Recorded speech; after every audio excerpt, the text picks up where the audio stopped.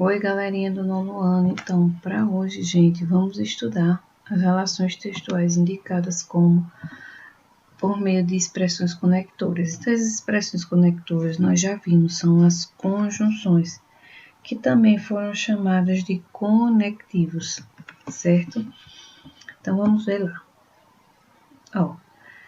Então, essas expressões conectoras é extremamente importante para que penetre no texto. Uma noção dela dá recursos de que a língua dispõe para estabelecer essa coesão textual, é onde dá sentido ao texto.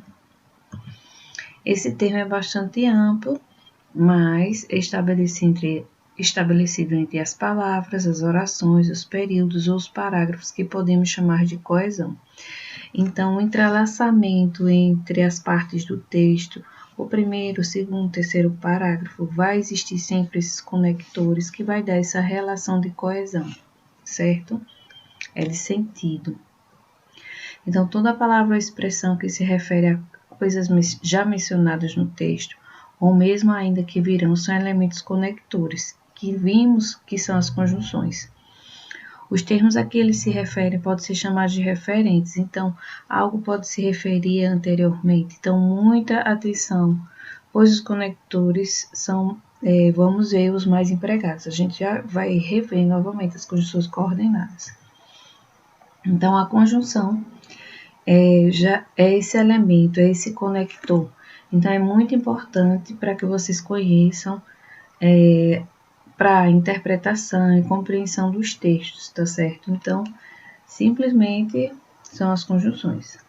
Então, da mesma forma que as conjunções, as preposições, ele cumpre esse valor, cada uma delas tem um valor de sentido, certo?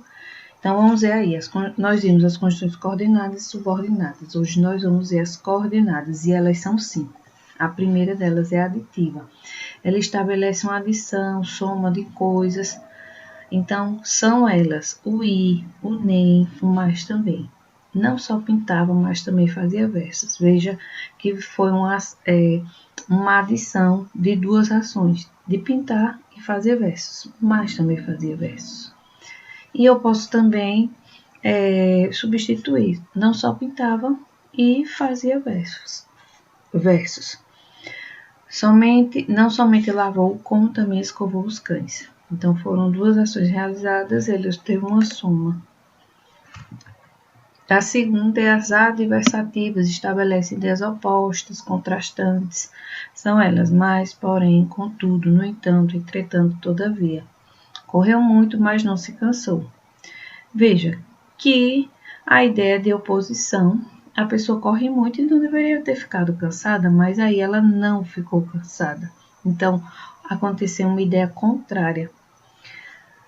Lá no outro, a gente viu as aditivas, a palavra aí, ela tem um valor de adição. Porém, às vezes, normalmente, ela tem esse valor adversativo. Veja aqui, fiz muito esforço e nada consegui. Veja aqui que são ideias contrárias. Então, quem se esforça muito, consegue alguma coisa. Mas aqui foi ideia de oposição, contrariedade. E nada consegui. Então, o i, dependendo do sentido, ele pode assumir outro valor, outro sentido. As conclusivas, elas estabelecem conclusões no que foi dito inicialmente.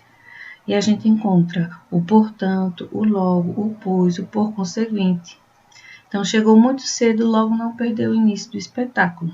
Então, por ela ter chegado cedo ou ele chegou cedo, ele não perdeu o espetáculo. As alternativas ligam ideias que se alternam ou mesmo se excluem. São elas, o ou, pode vir duas vezes na frase. Ora, eu quer. Ou cuidamos do próximo, ou seremos individualistas. Então, ou uma coisa ou outra. Certo? Então, ela é chamada de alternativas, que dá a ideia de alternância.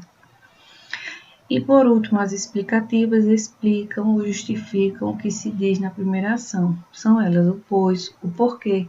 Aquele porquê explicativo que nós vimos, dos porquês que nós estudamos, ou o próprio que. Chorou muito porque os olhos estão inchados. Então, foi a causa aqui, a explicação de por que os olhos delas estavam inchados. Então, galerinha, é isso aí. Espero ter ajudado vocês na explicação para vocês responderem a atividade. Até logo!